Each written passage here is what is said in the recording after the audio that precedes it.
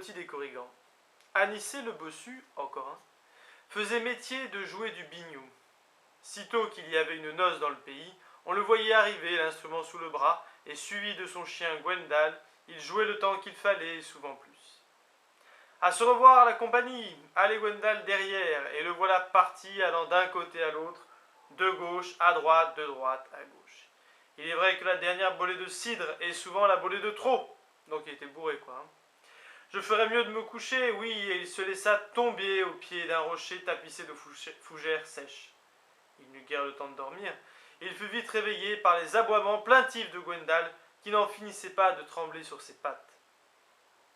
Vrai, il se passe quelque chose de pas normal, et c'est alors qu'il entendit tout un remue-ménage à 1 mètre à peine sous une énorme pierre. Seigneur Dieu, un repère de Corrigan, c'est bien ma chance, et de répéter chaque fois qu'un des lutins sortait de la terre, le bonjour à toi, et à toi aussi, le bonjour à vous tous, et le bonjour à toi, répondit celui qui, avec sa barbe en pointe, des sourcils broussailleux, avait des allures de chef. Et à son signal, les Corrigans se mirent tous à danser autour d'Anicet en chantant Dilin a Dimern, Marde a Chui, Outra Ok, Aake, Marde a Chui, je ne sais pas s'il y a Ruihi, Outro, je suppose, Kahe, Keha, Ke, etc. Lundi et mardi, si vous achevez votre travail, regret vous aurez, cela veut dire, la chanson s'arrêtait là.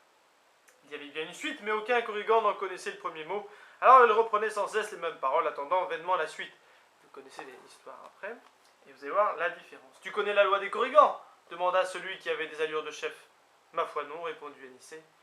Soit tu trouves la fin de la chanson et tu deviens l'homme le plus riche du monde, et si je ne trouve pas, je ne sais pas encore, on te changera peut-être en crapaud, ou bien on te collera une deuxième bosse sur le dos. Attends un peu, j'ai une autre idée. Sais-tu quel jour nous sommes? Ma foi non. Le 23 septembre, le jour de la Saint-Cadog, le saint patron des Corrigans. La tradition veut que ce jour-là, nous racontions des histoires de lutins bien sûr, et toujours en exagérant. Alors puisque tu es là, nous te choisissons comme juge. À toi de décider entre 3 de nos conteurs, lequel est le plus vantard. Seulement souviens-toi de ce que je vais te dire. Père Gwerian, Neked, Madda, Laret. Toute vérité n'est pas bonne à dire. Le premier Corrigan commença ainsi. Ne cherchez pas, je suis le plus petit. Et c'est de famille. À l'époque où mon pauvre père vivait et où un lutin était encore un lutin, il passait sous le poitrail d'un cheval sans avoir à se baisser, et on l'applaudit comme il se devait. Le deuxième était déjà plié en deux par le fou rire. Eh bien moi, mon père était plus petit encore. Pensez un peu, d'une niche de chien, il s'était fait une demeure de 5 pièces. Et on l'applaudit tout autant. Voilà le troisième concurrent. Quelle chance vous avez tous les deux d'avoir connu vos pères. Le mien est mort bien avant ma naissance. C'est ma mère qui m'a appris qu'il s'était tué en tombant d'une échelle alors qu'il cueillait des fraises dans la région de Plougastel. Alors, lequel des trois le plus exagéré? Pas plus l'un que l'autre, répondit Anicet le bossu.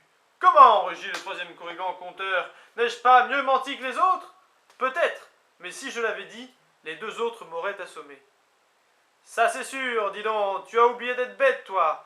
Je me suis souvenu, toute vérité n'est pas bonne à dire.